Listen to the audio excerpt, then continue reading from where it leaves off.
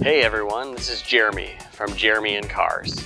I'm not much of a talker, but I decided to do a series of videos that I do some more talking than usual. If you look at the other videos on my channel, you'll see content that doesn't have a whole lot of talking in it. I keep getting a number of questions from people, and I figured videos about some of the things that are done to the car as well as future plans would be helpful to everyone and maybe answer some questions. If you haven't already done so and you enjoy these videos, go ahead and hit the like button and subscribe. One of the most common questions I get on the car is why? Why did I do this? So let me give you a little bit of background on why it was done this way and the build process. I've been happily married for 22 years and I love my wife a lot. But she does have one minor flaw, and that flaw is that as long as we've been married, she has never allowed me to own a motorcycle. About 8 years ago, Motor Trend did a video with their Roadkill series where they took an '84 C4 Corvette, they stripped it down, put a cage on it, dropped a different motor in there, and showed that it was as fast around Willow Springs as a C7 Langenfelter Corvette.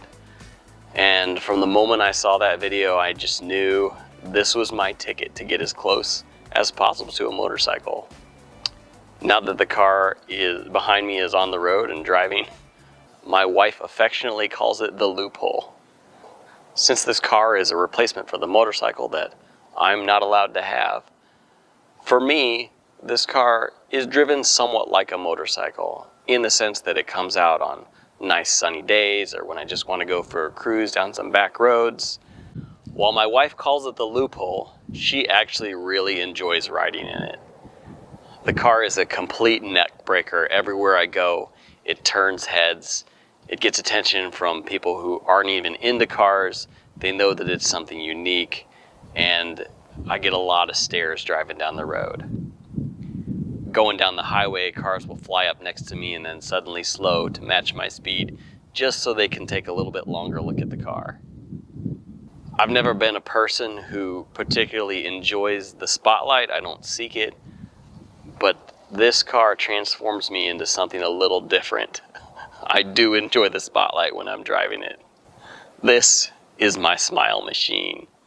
So after watching that video 8 years ago, I started to keep my eye out for C4 Corvettes. There were a couple things I was looking for in a Corvette.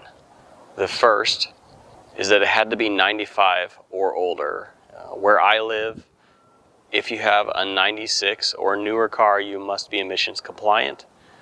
But with 1995 and older vehicles, emissions compliance is not something I have to worry about. The other thing I was looking for was a 6-speed manual transmission variant of the Corvette. If memory serves, I think that means 1988 or 1989 was the oldest that I would be looking at. Every few months I'd spend time on Facebook Marketplace or Craigslist just looking for Corvettes that fit that criteria between 88 and 95, 6-speed manual that were in pretty rough shape, but with a good driveline. I wanted to work on the car itself and not so much worry about the driveline. In 2018, very end of 2018, I finally found the car I was looking for, and I went and picked up my 1995 convertible C4 Corvette. The body was pretty rough. It doesn't look too bad in pictures, but it was in pretty rough shape, and the interior was just completely shot. There were also a number of problems with the suspension, namely every bushing was completely worn out on the suspension. So I picked the car up for $4,200, drove it home, and very shortly thereafter began tearing it apart. Took the body all apart. I took special care to label every wire. I think that was very important in the process. Every wire, every electrical component that I disconnected, I labeled the wires so that when the time came to put things back together, I would know what was what. So it didn't matter if it was something that I was keeping or something that I was not going to keep. The airbag system, for example, I was not going to keep. all of it got labeled so that I knew what it was when it was time to start cutting wires. Once I had sufficiently torn down the body and all the electrical components, I took it to a friend of mine and had him do the cage work. One of the other motivators for doing a project like this was just to learn some skill. I had had a number of project cars over the years, but nothing as big as this. And I am a hands-on learner. I don't learn very well with the book. I've got to get my hands on and be doing it.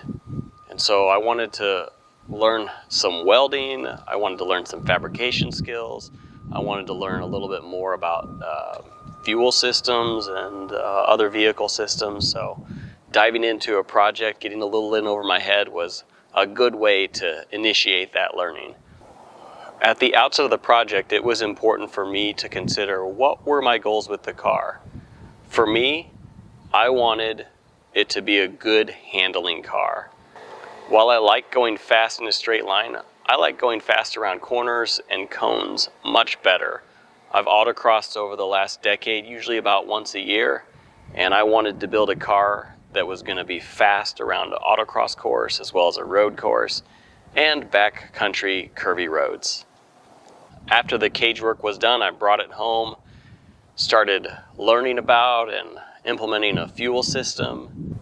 I had to figure out headlights and tail lights and turn signals. The headlights and the turn signals, in the front at least, came from motorcycles.